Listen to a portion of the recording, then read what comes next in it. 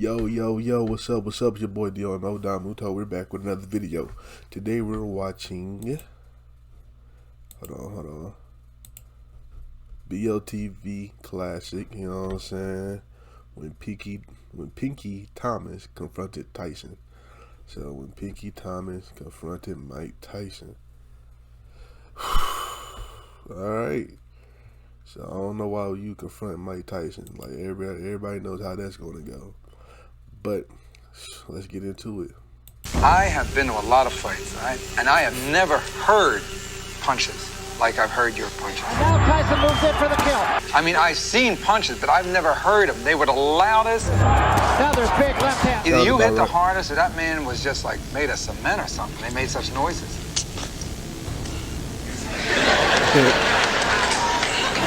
Welcome back to the Big Fight Recap here on BLTV Classic.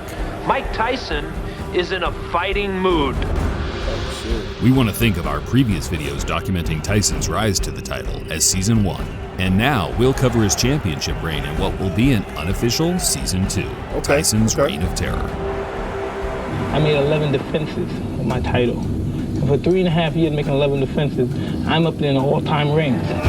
Iron Mike fought an array of top competition during this reign, but none came more well-equipped and fundamentally sound than the man he made his second title defense against, Pinky Thomas. After the bell ring, I have no respect for him at all.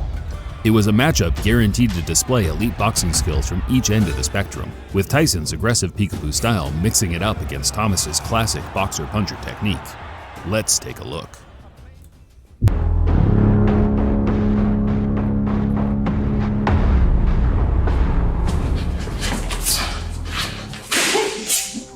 This is Mike Tyson at 56 years of age, still displaying excellent form and technique to set up a punch that, during his boxing career, became his most deadly secret weapon to incapacitate his opponents, the uppercut. A low right from Young. The uppercut is one of the most effective ways of breaking an opponent's high guard, striking from an angle that passes straight through an opponent's gloves, targeting one of the most vulnerable spots on the human anatomy, the jaw. But there is a reason it's statistically the least utilized punch in every boxer's repertoire. It's situational and high risk, given the nature of how much surface area is exposed while preparing the strike. And this is where Tyson's countless hours of practicing drills on the pads separated him from the pack, making his uppercut risk-averse by setting it up in a way his opponents not only didn't see coming, but expected an entirely different shot to land altogether. I'm the master of the pinpoint. My shots are so accurate and so precise. You only have to go back a couple of fights to get an understanding of Tyson's shrewd strategy, with his fight against Jose Revolta being the standout example of its devastating outcome. So counter right hand by Mike Tyson is invited. And there was an uppercut. What a shot. This is one of my favorite knockdowns of Tyson's career. The setup, execution, and look of bemusement on Revolta's face once he got back to his feet told the whole story. He wasn't expecting that shot to land, and that's because of how Tyson disguised the follow-up from his right hook to the body as the second in succession, making Revolta drop his left arm to defend a punch that was always intended to dupe him by landing upstairs. Without the opponent seeing the punch, and those are the punches that do the most damage. Tyson did this repeatedly throughout the fight, varying his setup ever so slightly each time, catching Revolta off guard over and over again. However, Revolta may have been one of the toughest guys Tyson had ever faced, but he wasn't the most technically sound. Whether his body uppercut combo would work against someone with polished skills and a high fight IQ remained to be seen. That I had the fastest hands and the fastest feet, and there was no way I was gonna ever be beat. History has remembered Pinklon Thomas as another random heavyweight champion between the eras of two all-time greats in Muhammad Ali and Mike Tyson.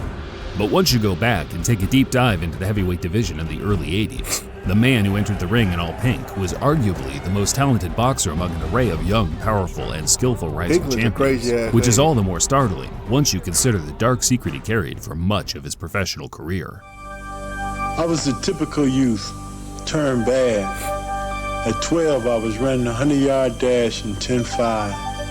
By the age of 14, I was a heroin addict. You heard that right. Heroin addiction, which, as you can imagine, is an extremely rare occurrence among professional athletes, especially ones that need to maintain the physical strength of a heavyweight prizefighter.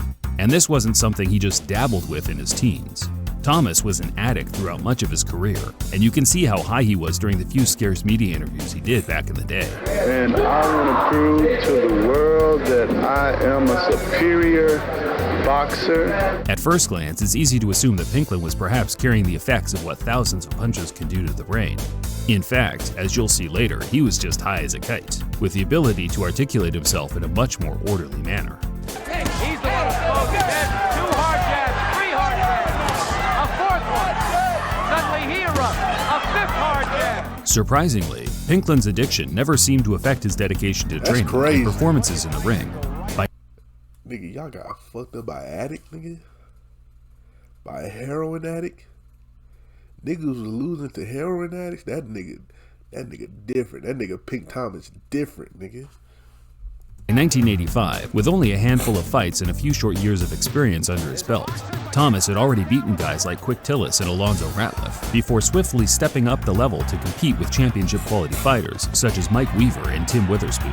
You know, everyone claims that Holmes got the best jab in the business, and I wanted to show that I have a hell of a jab too, and mine is more powerful. When you hear that a fighter's best quality is his jab, you usually assume he's more of a boring, safety-first type of fighter. But in Pinklon's case, he had built a reputation as a crowd-friendly fighter that gave his opponents just enough to make things interesting, while always remaining in control due to his superior boxing IQ. I'm so impressed with his jab, now I'm impressed with his right hand. In a nutshell, Thomas was the complete all-rounder with little to no flaws as a boxer. He punched hard and fast, with swift feet and the intelligence to engage at the right time. He'd never fought anyone of Tyson's caliber, but outside of possibly Holmes, there weren't many fighters of this time that carried that genuine final boss aura like Iron Mike. Well, who's got more strength? Pinklon. Who punches harder? Pinklon. Who's got the best left hand? Pinklon. He's going to get licked. Hey, bro, I mean, there's too many things against him for him to win. He's going to get knocked out late round, but a heck of a fight. Well, Thomas had said that Tyson has fought the C-class fighters and the B-class fighters, and now he's fighting an A-class fighter for the first time. Tyson met Thomas in front of 13,000 fans at the Hilton Resort in Las Vegas. Even as a champion, the ring attire stayed the same. No robe, no socks, black trunks, and black shoes. Focused on the war ahead. Well, not a bad idea against Mike Tyson. Tyson is a 6-1 favorite. Tyson starts out with the right hand. As he comes in, he feigns left, he feigns right. The key to the jab puts the whip. Another big left hand. Thomas is hurt. And another left hand. And a big left hand right on the jaw. A fast, aggressive start for Tyson wasn't unusual, but this was different. There were no feel-out or set-up punches, just straight knockout shots from the get-go. But he's all right! Leave him the alone! Quiet, Angelo. Leave him alone! Think you look up at A doctor's intervention after the first round ended brought out the very best in the legendary trainer, Angelo Dundee. Get away from this man! And I've never seen Angelo that angry. Have you, Ray? Well, Angelo has a tendency to get excited. Started to say swelling on both cheeks. There's a good jab again by Thomas. Thomas seemed spurred on after the madness in the first 3 minutes and began finding a rhythm that negated Tyson's relentless pressure. From what I see, Pinklon Thomas controlled that round. It was now Kevin Rooney's time to find some inspiring words for his man, and whatever he said undoubtedly had an effect as Mike came out for the 5th just as he did in the first, with bad intentions. And a left hand and that staggered Thomas. And a right hand behind it. Thomas in trouble again. And now Tyson moves in for the kill. 2 uppercuts and a left hand. Thomas trying to hold on. Serious trouble. And down he goes. Damn. It's over. It is over. A right hook, right uppercut combo left Thomas defenseless as Tyson moved in with 3 more flush shots that finished with a nasty left hook that no heavyweight was getting up from. I mean, he gets so much leverage behind each punch. However, Thomas boxed well, and that was acknowledged by Mike in their joint post-fight interview. It's my pleasure to give you a shot at the title, but you deserve it. Answer the question. Okay, I like that, man. Niggas don't show Mike Tyson when he really humble, like a humble ass person. Like people show him now when he humble and chilling, but when I hear about like 80s and 90s Mike, it's just craziness. But this nigga really cared about the sport, loved the sport. Thomas took some time after the Tyson loss, but ran straight into the next big thing in Evander Holyfield upon his return. suffering an equally taxing defeat that triggered the downfall and eventual retirement a few years later.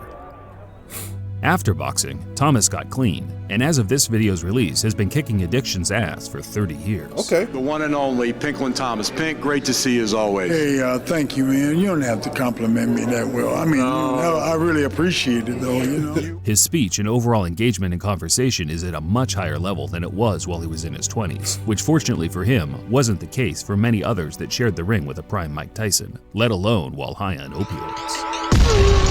Nah, to be in the ring high on whatever drugs, he seemed like he was a good boxer. So he was to be successful and a drug addict, and you know what I'm saying, and gave Mike Tyson a decent fight, a good fight. I ain't gonna lie, that nigga different. He different. Like not too many niggas can do that. Not too many people can do that. You know what I'm saying? You know what I'm saying? So shout out to Pinklon Thomas, and shout out to Mike Tyson. Shout out to BLT Classic for this video. And yeah, man, boxing is a very interesting sport, man. But anyway, you like my reaction, make sure you like, comment, and subscribe, and I'll catch y'all next time. Peace.